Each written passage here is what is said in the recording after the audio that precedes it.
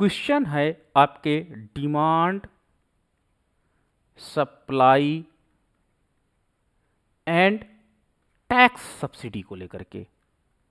ठीक है, क्वेश्चन है, मैंने क्वेश्चन दिया है कि एक आपका फलन है Q equal to 100 minus 2P और दूसरा क्वेश्चन दिया गया है Q equal to -20 plus 4P। ये क्वेश्चन दिए गए हैं। इसमें मैंने कहा था कि इफ टैक्स एंड सब्सिडी 2 रुपए प्रति यूनिट लगती है तो बताइए कि what will be the change in price and quantity after taxation and after subsidies. तो सबसे पहले हम पहला फलन देखते हैं। पहला फलन आपने कहा कि sir this is demand function because of the variable containing P minus value where as the Q containing the value of plus positive, जबकि आपका दूसरा जो फलन है ये आपका सप्लाई फंक्शन है। ठीक है, तो ये डिमांड फंक्शन ऊपर है, सप्लाई फंक्शन। तो सबसे पहले आप क्या करोगे कि आप इक्विलिब्रियम निकालोगे बिना टैक्स एंड सब्सिडी के। तो इक्विलिब्रियम के लिए D इक्वल टू एस करोगे, दोनों वेरिएबल को एक फॉर्मेट पे कर लेते हैं, Q में हो गया 100 minus 2P equal to -20 plus 4P है। ओके, ये डिमांड एंड सप्लाई के फंक्शंस हमारे पास हैं। अब हम लोग क्या करते हैं, अननोन वेरिएबल को हम लेफ्ट हैंड में रख लेते हैं। तो 2P minus 4P equal to -20 minus 100। अब क्या हो जाएगा, -6P इक्वल टू -120। ठीक है, माइनस माइनस कैंसिल हो जाएगा, P का मान आ जाएगा 120/6 और 6 दूनी 12, मतलब P का मान आ जाएगा 20 रुपए इसका दाम होगा। अगर इस P का मान हम चाहे डिमांड में रखते हैं चाहे सप्लाई में रखते हैं, मुझे क्वांटिटी पता चल जाएगी। तो after putting the value of P equal to 20 in the demand function, तो आपके पास हो जाएगा Q equal to 100 minus 2P equal to आपका हो जाएगा 40, तो 100 माइनस 40 बराबर 60। तो क्वांटिटी जो आपकी है वो 60 आई थी। तो ये इक्विलिब्रियम की सिचुएशंस को दर्शा रहा है। अब हम लोग क्या करते हैं, अब हम लोग आगे बढ़ते हैं।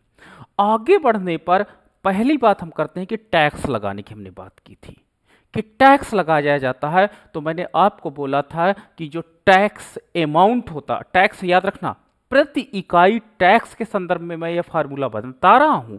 एक टैक्स आपको आगे मैं बताऊंगा और वो टैक्स आपका क्या होगा, वो टैक्स आपका लमसम टैक्स भी होगा। तो लमसम टैक्स का हम आपको बताएंगे, बट इसको आज हम लोग देखते हैं। तो सबसे पहले सप्लाई फंक्शन लेते हैं और सप्लाई फंक्शन में टैक्स अमाउंट को डिडक्ट करते हैं। तो क्या हो जाएगा, after tax equal to 2 rupee per unit. ये याद रखना, पर यूनिट टैक्स की विषय में ये फार्मूला होगा। तो सप्लाई फंक्शन आपका है एंड सप्लाई फंक्शन हमने देखा कि Q equal to -20 plus 4 bracket में P -2 होगा। ये टैक्स लगने का तरीका होता है। टैक्स लगने के बाद नया सप्लाई फंक्शन बनता है। तो मैं QT टैक्स के बाद नया सप्लाई फंक्शन हो जाएगा -20 प्लस 4P -8। अब कांस्टेंट को एक तरफ, तो QT equal to -28 plus 4P।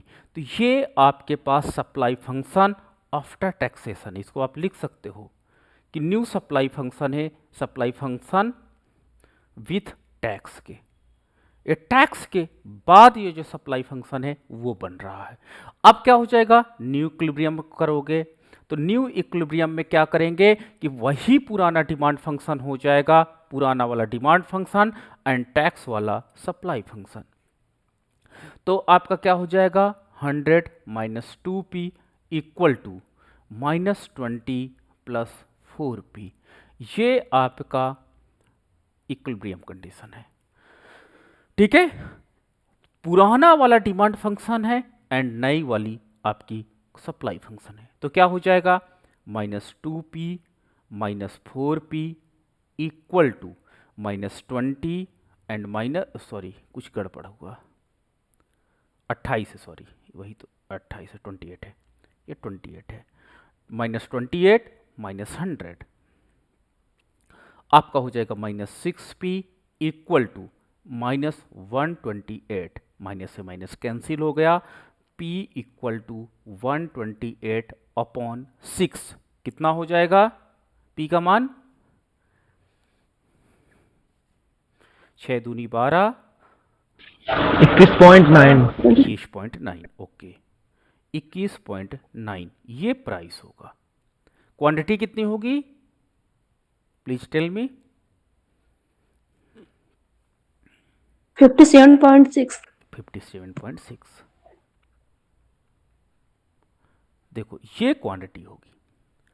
अब ध्यान से देखना कि एग्जाम में आपको परेशान किया जाता है कि जो टैक्स है वो कितना टैक्स कंज्यूमर देगा और कितना टैक्स प्रोड्यूसर देगा।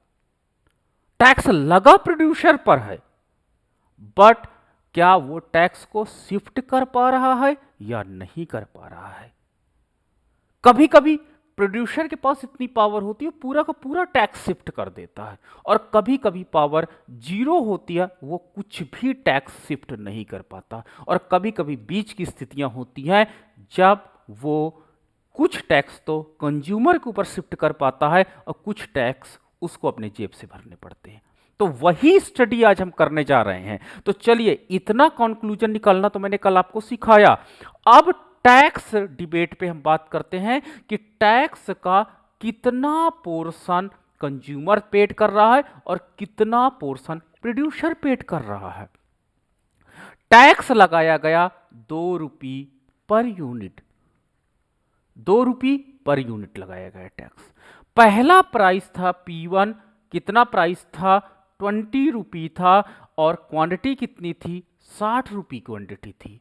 अब नया जो प्राइस हुआ आफ्टर टैक्सेशन वो 21.9 हो जाता है, और जो क्वांटिटी है वो 57.6 जी 21.33 ओके 3 कर देता हूं मैं, ठीक है।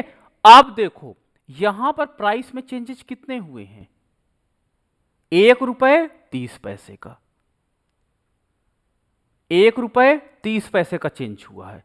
यानी कंज्यूमर प्रोड्यूसर के ऊपर टैक्स का बर्डन कितना पड़ा, प्रोड्यूसर के ऊपर टैक्स का बर्डन पड़ा 2 रुपए का, ठीक है। गांव के किसान के ऊपर सरकार ने मान लीजिए उनके गेहूं पर 2 रुपए का टैक्स लगा दिया।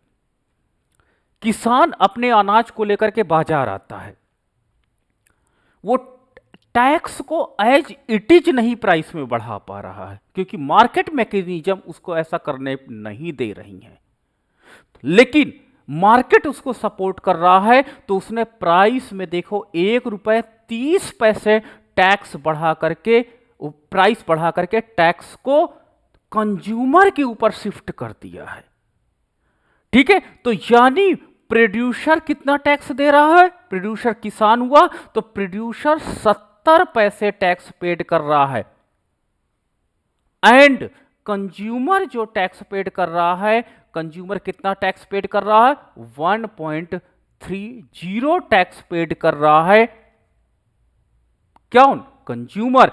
और इस प्रकार 2 रुपए पर यूनिट टैक्स का डिवाइडेशन सोसाइटी में हो जाता है।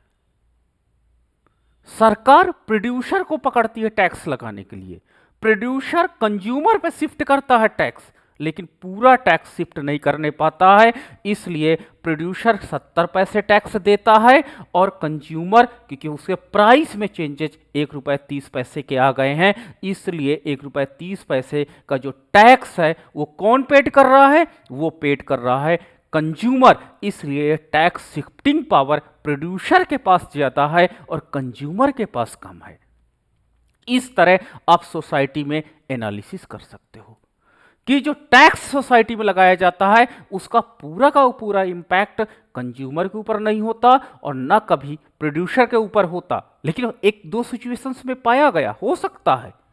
In the condition of monopoly पूरा का पूरा टैक्स शिफ्ट हो जाएगा किसके ऊपर, पूरा का पूरा टैक्स शिफ्ट हो जाता है आपका कंज्यूमर के ऊपर, और इन द परफेक्ट कंपटीशन में पूरा का पूरा टैक्स कंज्यूमर और प्रोड्यूसर को खुद देना पड़ता है। तो इस तरह का एक डिबेट इकोनॉमी में आता है कि जो टैक्स लगाया गया है इससे कौन लोग दुखी होंगे। ठीक है, किसी को इस डिबेट में प्रॉब्लम हो अब बताइए मुझे।